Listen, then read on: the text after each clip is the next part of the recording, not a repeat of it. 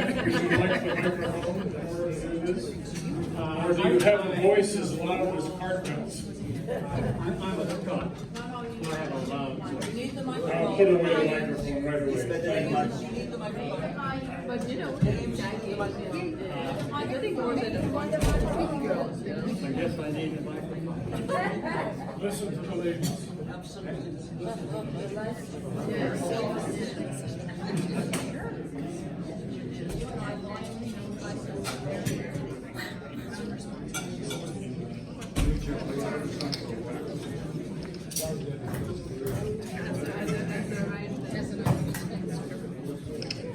You know what the Canadians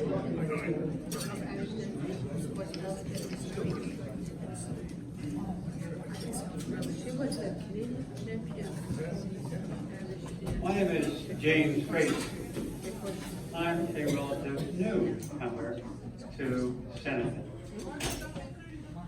Is it loud enough now? Yes. But I moved to Centerville just 8 years ago. And one of the things I've done almost continuously since I've come here is to read as much as I can about Centerville. And so I'm going to say a little bit about Centerville and a little bit about Robbie Burns. And I'm going to do some reading.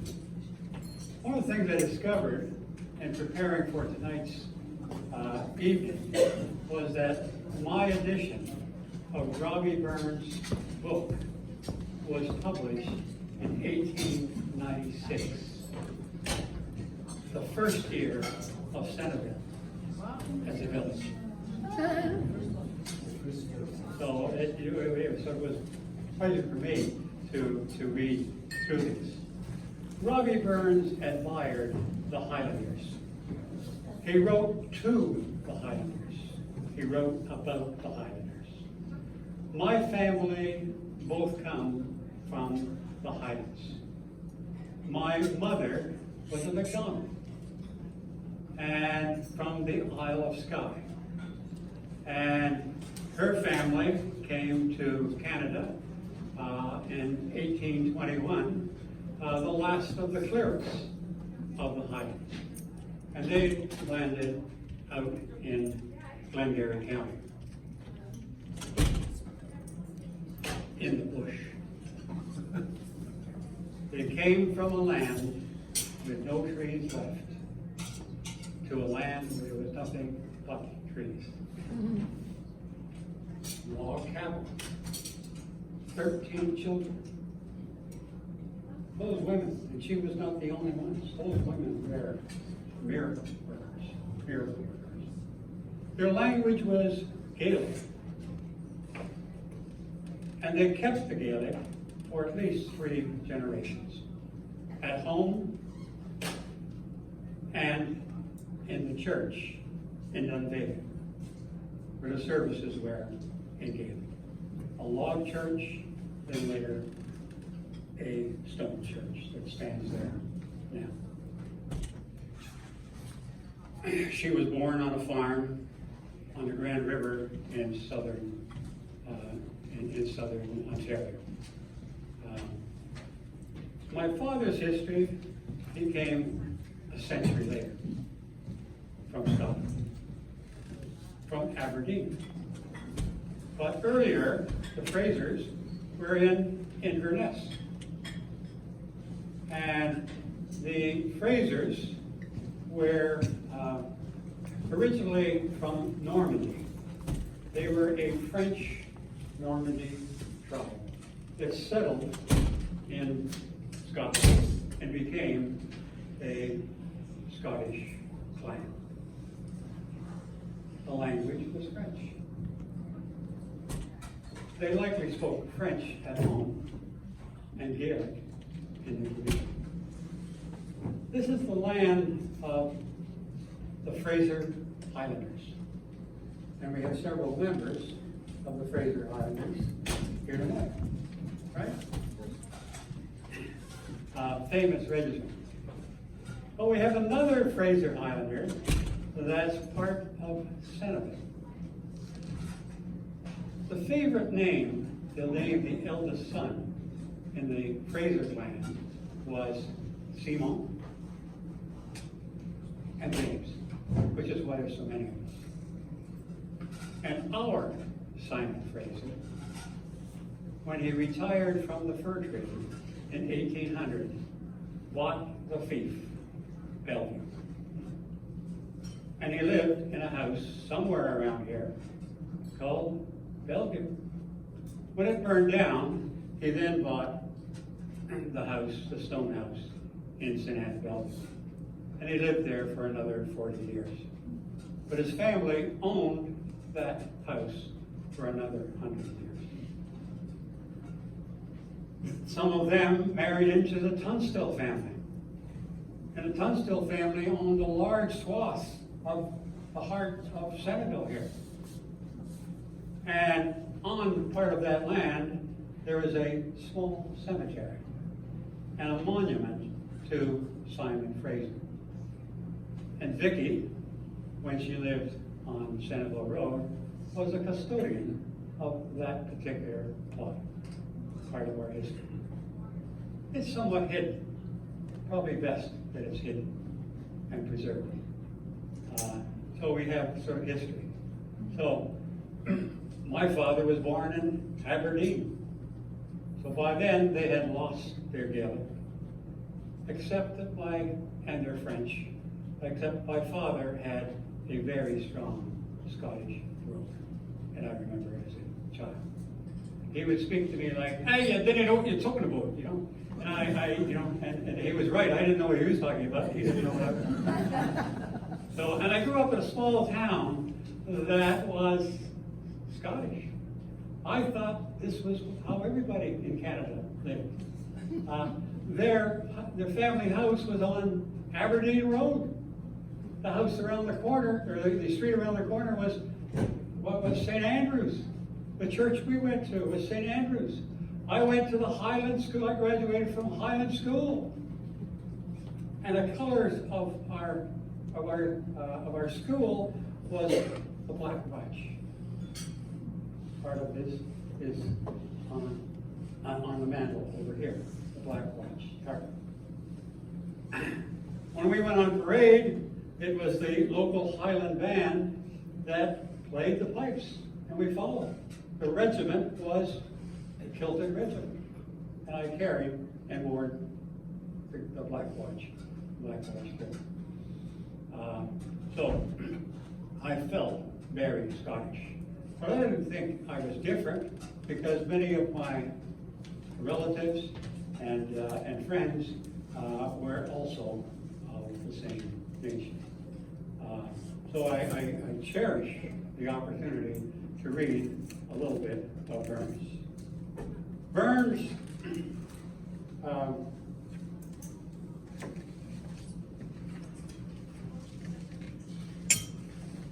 this one speaks to my family, and probably should speak to everyone here. Everyone in Canada comes from somewhere else. And so if you think about, romantically, the places that you have come from, or that your family has come from, Burns was ready to this spirit. My heart's in the Highlands, my heart is not here. My heart's in the Highlands, at chasing the deer, chasing the wild deer and following the roar. My heart's in the Highlands wherever I go. Farewell to the Highlands, farewell to the north, the birthplace of valor, the country of worth. Wherever I wander, wherever I rove, the hills of the Highlands forever I grow low. Farewell to the Highlands, I covered their snow.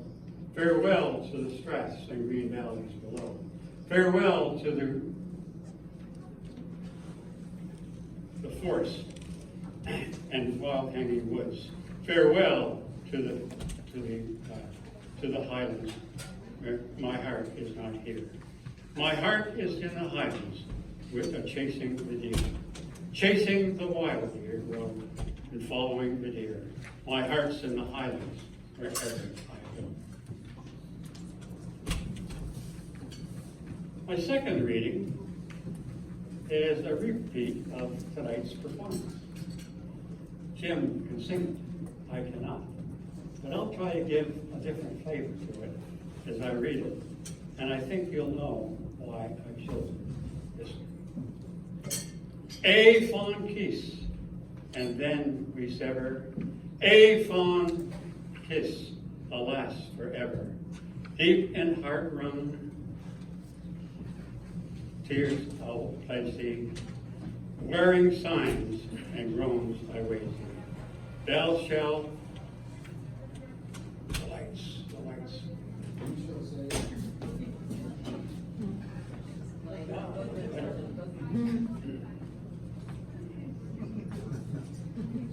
Wearing signs and groans I'll wait. Who shall say that fortune greasy, while the star of hope she leaves me? Nay cheerful, twinkle lights me. Dark despair around benights me.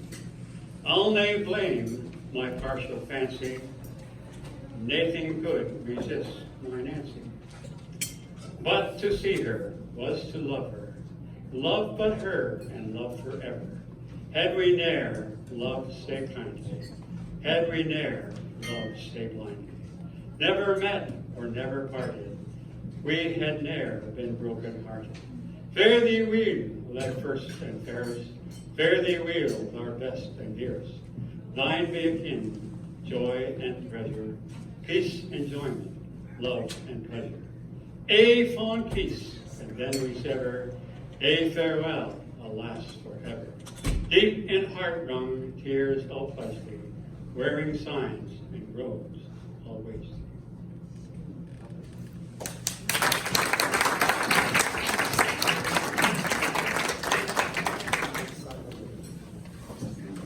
I would like everybody to rise to drink a toast to the immortal Robbie Burns and the 125th anniversary of Sound. Robbie Burns. Son of Burns.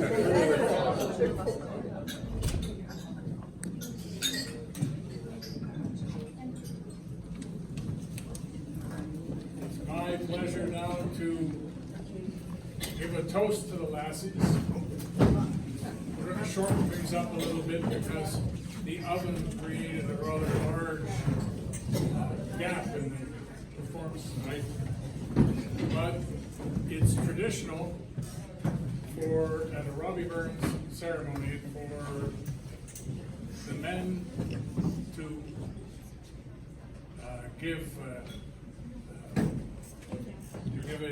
a speech to the lassies, a toast to the lassies, and for the lassies to reply. Tonight, I have two lifelong friends here who are lassies, who I want to specifically mention before I start. Actually, they're, sorry.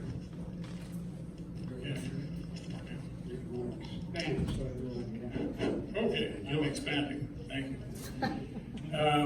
Actually, there are three, but tonight there's Liz Morgan, who's sitting over here, so stand up, Liz, because Liz was very, very deeply involved in organizing all of this. Vicki Weil.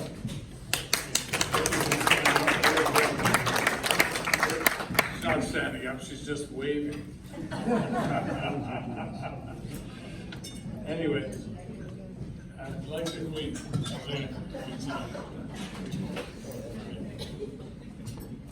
Amid the mighty fuss, just let me mention the rights of women merit some attention. The first right of a woman shall be protection, sheltering her from the storm of life and eliminating all of her strife. The second right is caution for man's naughty ways of drinking, swearing, swaggering, and kicking up a riot, thus invading a lady's quiet. The third right of a woman is admiration, when lawful beauty joins with all her charms. Who is so rash as rise in rebel arms? So we as men must all declare, cry out, the majesty of women. Not quite finished.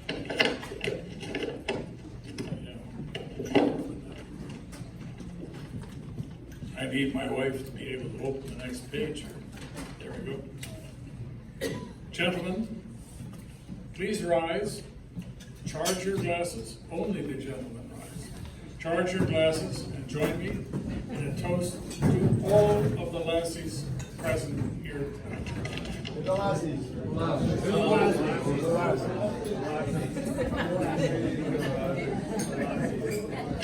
Would any lassie care to reply to this present toast? Johnny. Oh, here's the microphone, dearie. There you go.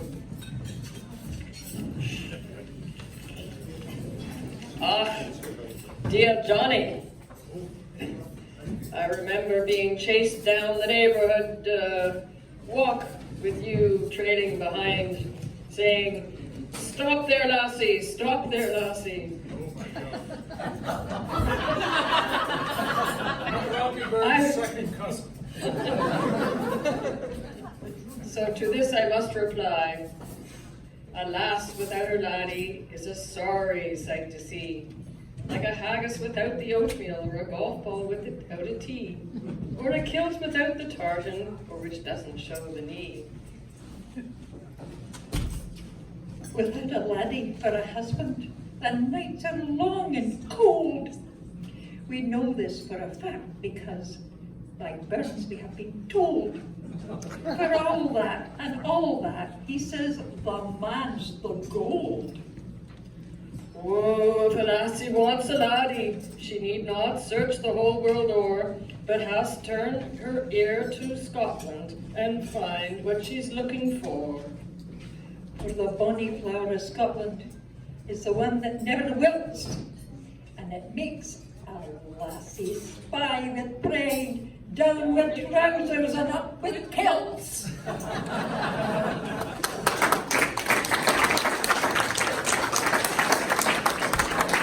And lassies, I would like you all to stand right now. Raise your glasses and join me with the toast to the laddies.